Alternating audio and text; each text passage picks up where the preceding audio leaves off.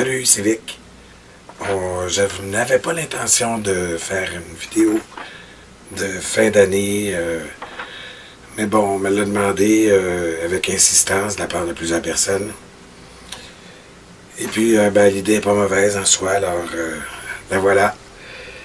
Alors, je vais d'abord vous parler des faits saillants globaux, des faits saillants personnels, et puis après, quelques petits mots sur des sujets variés, dont 2014, parce que c'est vers là qu'on s'en va.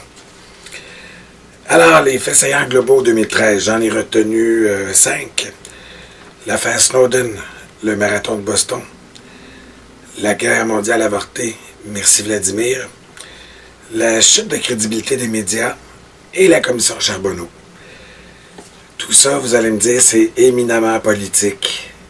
Eh bien oui, c'est la politique qui mène le monde. Enfin, c'est un des paliers, disons, qui mène le monde. Derrière ça, il y a d'autres choses. Mais ce qu'on peut voir, nous, à notre niveau, c'est la politique. Alors, l'affaire Snowden. Cette affaire-là est extrêmement importante et elle est majeure parce que, pour la première fois, on est capable de commencer à mesurer l'étendue des systèmes de surveillance des États-Unis.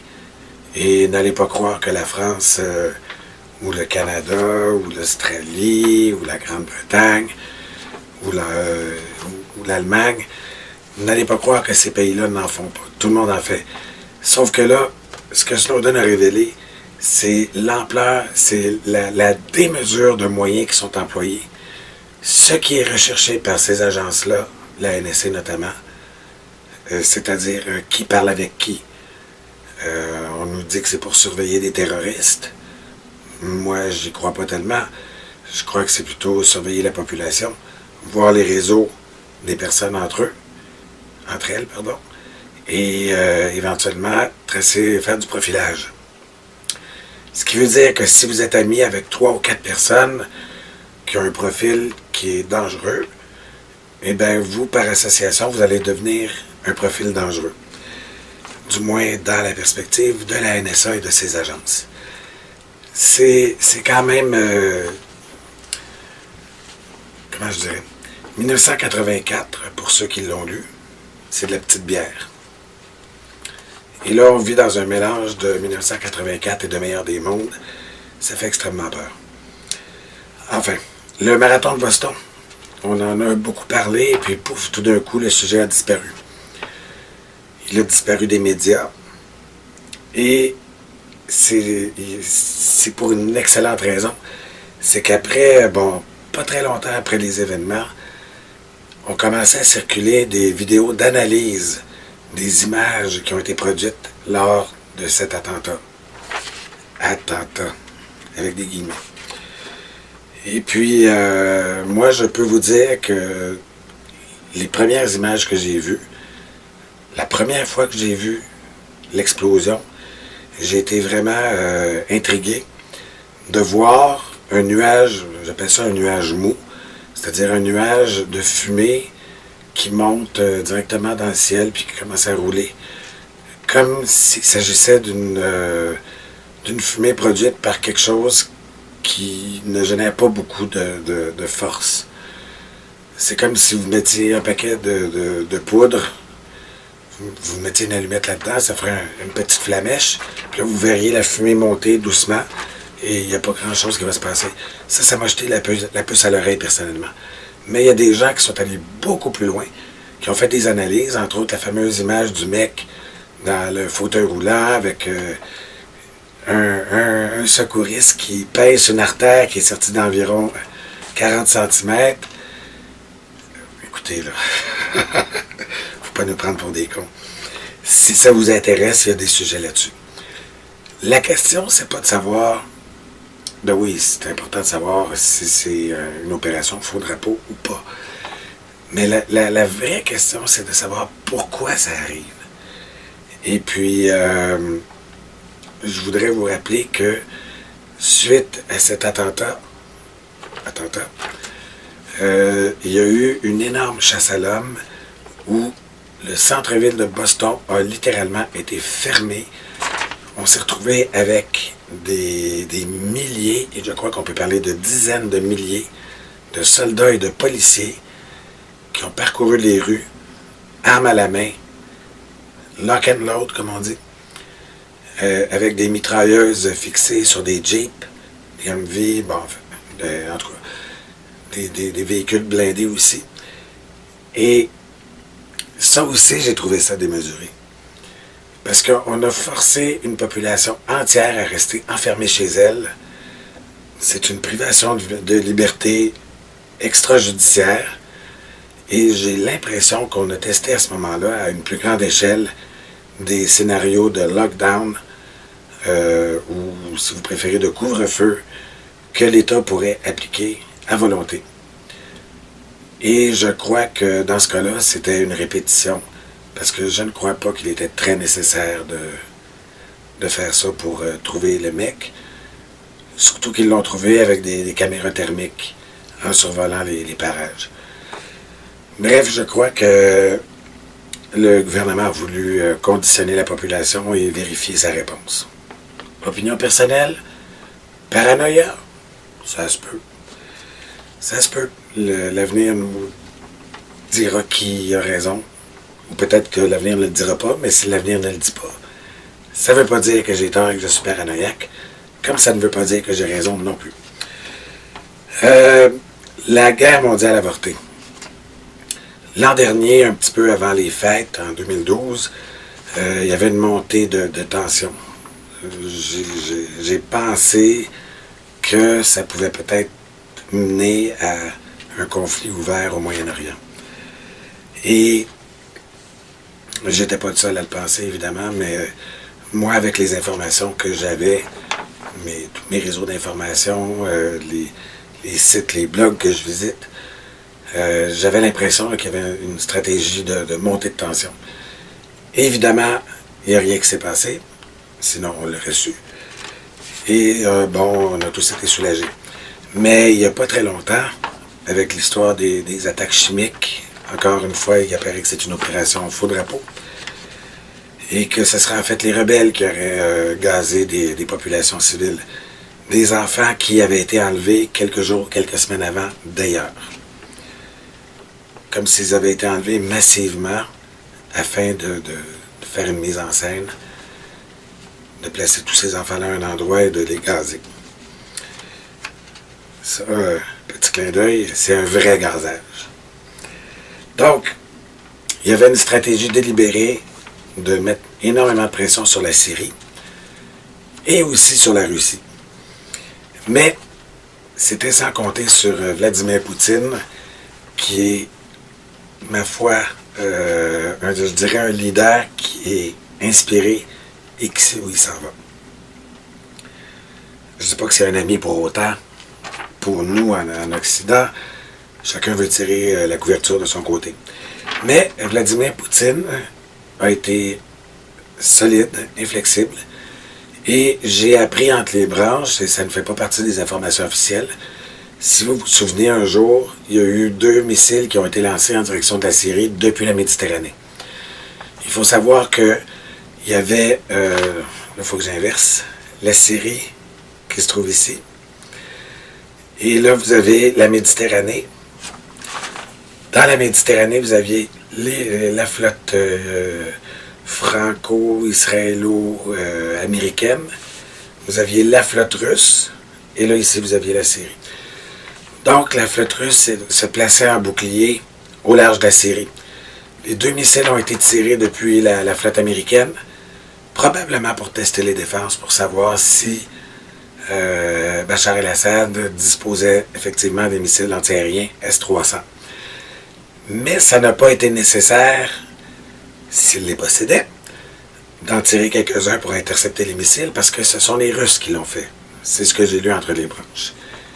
Et ça, les Américains et les Israéliens n'ont pas tellement aimé. Et les Français, quand je dis Français, Israéliens, Américains, je ne parle pas du peuple, je parle des dirigeants. Et Poutine aurait fait intercepter les missiles, ce qui aurait été un signal de no-go pour les forces, j'allais dire, de l'Axe ont des formations. Bref, Vladimir Poutine, par sa résolution, a bloqué l'attaque de la Syrie, qui aurait dégénéré en un conflit mondial, très probablement. Donc, thumbs up pour Vladimir. J'ai cru observer aussi une chute de la crédibilité des médias.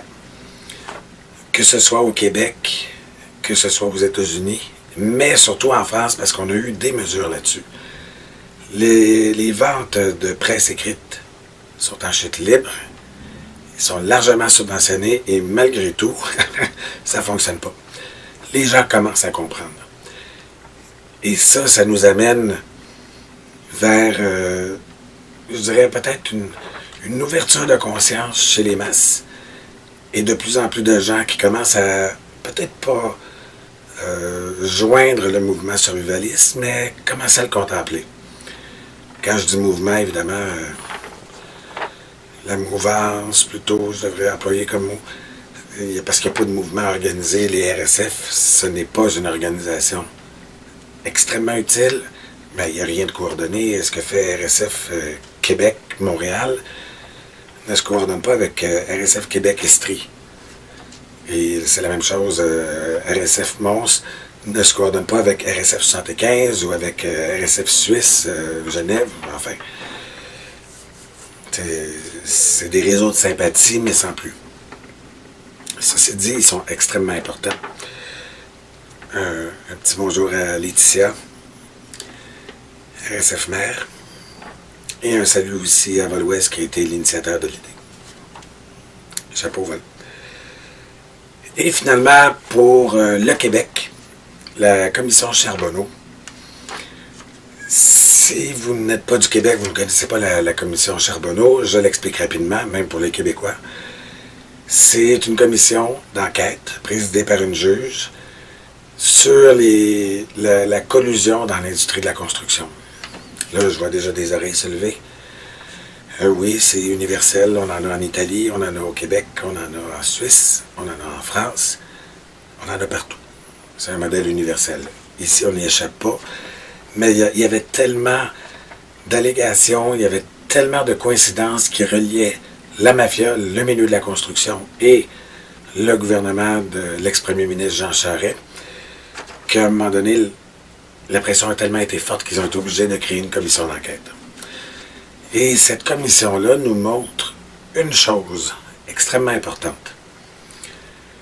Mafia, milieu d'affaires, milieu politique, ça couche ensemble. Pourquoi? Parce que ce sont des lieux de pouvoir.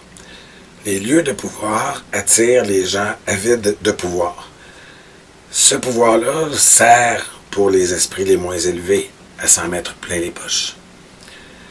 Pour les esprits qui ont un peu plus de vision, les milieux de pouvoir servent à contrôler. Il n'est pas nécessaire, c'est pas le rêve de tout le monde d'avoir beaucoup d'argent. Pour la majorité des gens comme vous et moi, avoir beaucoup d'argent, c'est s'enlever des soucis pour le reste de ses jours. Pour ces gens-là, c'est plutôt aller se chercher des leviers et des moyens de contrôler ce qui se passe autour d'eux. S'ils peuvent contrôler, je sais pas moi, l'équivalent d'une ville, ils sont bien heureux. S'ils peuvent contrôler l'équivalent d'une région, ils sont encore plus heureux. Puis là, ça peut s'appliquer géographiquement ou par secteur d'activité. Ces gens-là, même si on parle de la commission Charbonneau, qu'on parle des mafieux, des gens d'affaires, des entreprises d'ingénierie, qu'on commence à toucher, à approcher le monde de la politique provinciale, et après avoir touché beaucoup la politique municipale, ces gens-là ne représentent quand même que le palier de base des dirigeants. C'est les larbins des grands dirigeants, ce qu'on appelle les oligarques, ou l'État profond, ou l'État dans l'État, ou on peut leur donner les noms qu'on veut. Donc, la commission Charbonneau nous révèle que affaires, crimes, système mafieux, pouvoir politique, ça couche ensemble. Un mot sur la quenelle. Il y a une campagne actuellement en France qui est partie du CRIF, qui est, pour ceux qui ne connaissent pas, le Conseil représentatif des institutions juives de France, supporté par la LICRA, qui est la Ligue contre le racisme et l'antisémitisme. Parce que l'antisémitisme, c'est pas pareil, c'est pire que le racisme. C'est pour ça qu'ils ont précisé antisémitisme. Et les journaux, les médias de masse, les personnalités publiques, les personnalités politiques, tous ces gens-là se sont ligués contre Dieudonné pour le faire condamner. Dieudonné, jusqu'à très récemment, était une non-personne. C'est quoi une non-personne? C'est une personne dont on ne parle pas. On fait comme si elle n'existait pas. C'est ce que les médias ont fait pendant des années en France pour tenter de le faire oublier. Mais, voyez-vous, Dieudonné est celui qui vend le plus de billets en France pour des spectacles vivants. Lui qui n'a pas accès aux médias, c'est-à-dire pas de télé, pas de radio, pas de journaux, pas de pub sur les murs du métro, rien, que le bouche à oreille et Internet. C'est lui qui vend le plus de billets. Il fait des spectacles à guichet fermé. J'ai vu, là on est le 30 décembre, j'ai vu que c'était complet jusqu'en février, déjà. Pas mal hein, pour quelqu'un qui ne fait plus rire personne. On a vu des ministres s'impliquer dans l'affaire. Ça m'a rappelé la chasse aux sorcières, le macartisme dans les années 50, où il suffisait d'accuser quelqu'un d'être communiste, que ce soit vrai ou faux, ça n'avait aucune importance. On l'accusait de communisme, et il perdait son emploi, il passait devant une commission, il pouvait aller en prison. C'était terrible. Tous les esprits dissidents, c'est-à-dire les esprits non orthodoxes, à cette époque, devaient se fermer la gueule ou risquer des emmerdes. Ça me rappelle aussi que c'est un peu pareil dans la Russie stalinienne, où là, il suffisait de ne pas exprimer ce que le parti considérait qu'on devait exprimer. Et on se retrouvait avec 20 ans de goulag. Ça a commencé avec 5 ans, mais les besoins de main-d'œuvre étant élevés, ils ont augmenté ça à 10 ans, puis après ça, 20 ans automatique. Alors qu'il n'y avait rien de prouvé. Donc, la quenelle, c'est un geste anti-système, un geste de protestation humoristique. On essaie de le définir comme étant un salut nazi inversé. Si c'est un salut nazi inversé, ça voudrait dire un salut anti-nazi. Mais bon, pour ces gens-là, ça reste quand même un salut nazi, un salut néo-nazi, ou un geste qui sodomise les victimes de la Shoah. Ça tourne toujours autour de ça. Bon, enfin. Et dernier mot, 2014. 2014, j'ai de la misère avec cette année-là. J'ai des soucis parce que ça va pas bien. Il y a des indices qui nous montrent que c'est en train de descendre partout en Europe. Même en Allemagne, qui est si prospère, il y a des signes d'insatisfaction chez les gens qui gagnent des petits salaires. En France, c'est de plus en plus difficile d'arriver. On ne parle même pas de l'Espagne, de l'Italie et de la Grèce. C'est très inquiétant. D'autant plus qu'aux États-Unis, on parle d'arrêter d'imprimer 85 milliards de dollars par mois, de commencer à réduire. La seule raison pour laquelle la bourse a remonté, c'est que on a subventionné des banques d'investissement avec cette impression massive d'argent-là. C'est de l'argent neuf qui arrivait dans le système, c'est ce qui dopait les titres boursiers. Quand ça va arrêter, il faut s'attendre à un important ressac. Et il y a d'autres facteurs d'inquiétude. La situation en Syrie, ça n'est toujours pas réglé. L'Iran, on a des signes d'apaisement de la part des États-Unis, mais ça peut changer de côté n'importe quand. Israël veut la peau de l'Iran. En fait, Israël veut la peau de tout ce qui est un peu puissant et tout ce qui se tient un peu debout. Et tente de faire la sale job par les États-Unis. Bref, 2014, attachez votre truc avec de la broche, comme on dit ici, parce que ça risque de brasser un peu. Ceux qui n'avaient pas constitué des réserves complètes, c'est le moment de les compléter. Ne pas négliger la question de l'eau. C'est peut-être même la plus critique, d'être capable de purifier de l'eau avec un filtre et de l'eau de Javel. Et comme disait l'économiste en chef de l'UBS, investissez dans les métaux, les conserves, les métaux précieux et les armes de petit calibre. Le plomb, le cuivre et le laiton. Et l'acier de la carabine ou du fusil. Finalement, bon, je voudrais quand même terminer sur une note un peu plus positive, même si on parle de survivalisme.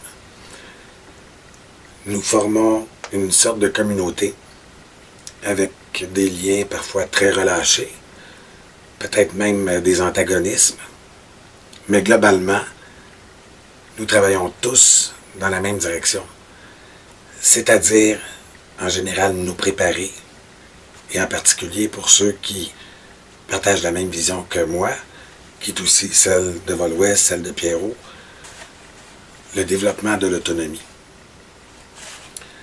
Dans les temps qui viennent, la solidarité, les liens familiaux, les liens amicaux vont devenir très importants. Encore plus importants qu'en temps normal. En temps normal, c'est important pour la vie sociale. En temps de dépression économique, en temps de régression sociale, ça devient aussi une question économique, une question de santé et une question de bien-être. Alors, je vous souhaite une chose pour 2014, c'est de raffiner vos préparatifs, mais surtout de solidifier vos liens avec vos proches. Et si ce sont des proches qui ne croient pas au survivalisme, mettez-en un peu de côté pour eux. Ils vont vous en être reconnaissants le jour venu. Et ils vont renforcer votre clan. Ou enfin, ils vont peut-être simplement le créer. Bonne année 2014.